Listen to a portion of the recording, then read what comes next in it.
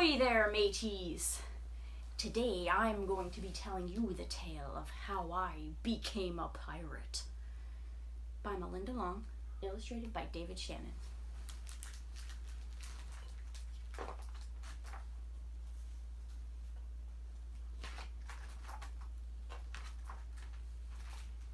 Pirates have green teeth, when they have any teeth at all.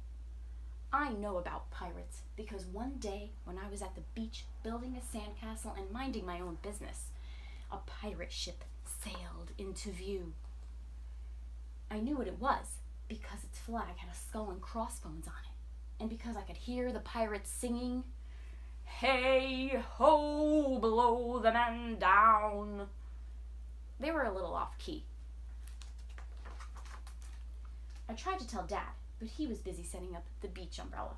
I tried to tell Mom, but she was busy slathering my baby sister with sunblock. So I went back to my sandcastle, but I kept an eye on the pirates. By then, they were rowing to shore. When they landed, the head pirate climbed out of the boat and yelled, "Ahoy there, matey! Be this the Spanish Main?" "No," I said. "This is North Beach." "Shiver me timbers," the pirate said. "We must have taken a wrong turn at Bora Bora." He walked around my sandcastle. He looked at the moat, then yelled back to his crew, "He's a digger, he is, and a good one to boot." "A good one to boot," the others agreed. "What be your name, matey?" the head pirate asked. "Jeremy Jacob, sir," I told him. "Well, Jeremy Jacob," he said, "you're looking at Braidbeard and his crew. We've been needing a digger like yourself. We've a chest of treasure to bury." "Aye, treasure," the others shouted. "You're coming with us," Braidbeard told me. I didn't think Mom and Dad would mind, as long as I got back in time for soccer practice the next day. That's how I became a pirate. As soon as we were on board, Braidbeard showed me his chest full of gold and jewels. "Got to find a safe place for this here treasure. It's high time we were off," he announced. "We're off," we all shouted, and then we set sail. There was plenty to do on board. The pirates taught me to sing sea shanties, the louder the better, and to say real pirate stuff like landlubber and scurvy dog. By dinner time, I could speak pirate perfectly.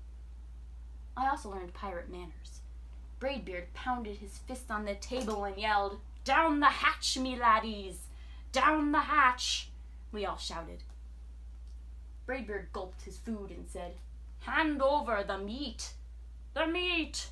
we all roared. Nobody told us to finish our spinach. There wasn't any.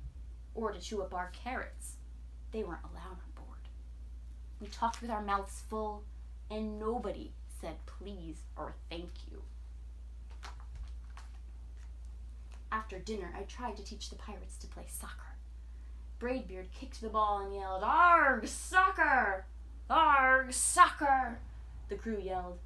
Then everybody dove for the ball at once, and it rolled right off the deck. "After it, me hearties!" Braidbeard commanded. "After it?" we all whispered.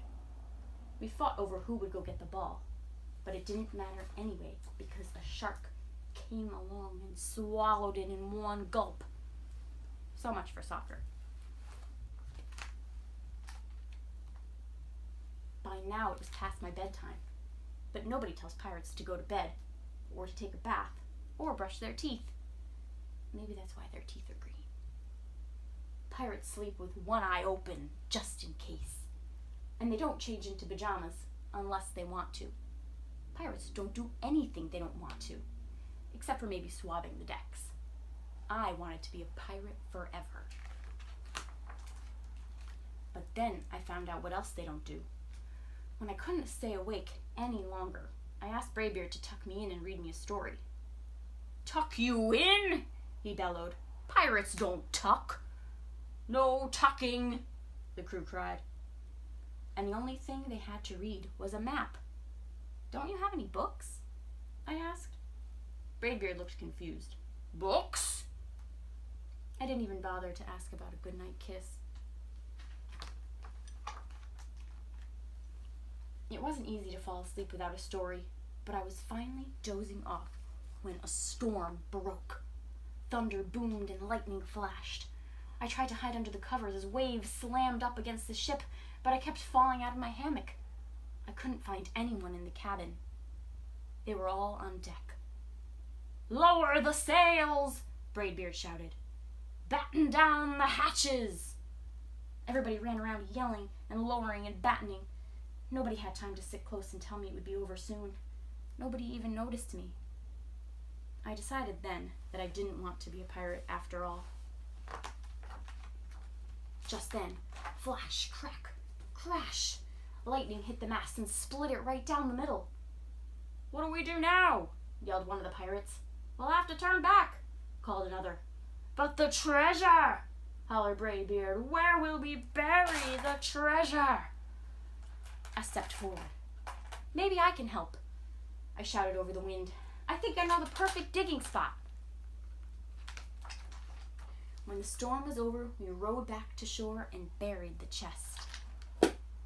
We drew a map so we could find it, but I don't think I'll need it. After that, the pirates repaired the ship and got ready to set sail.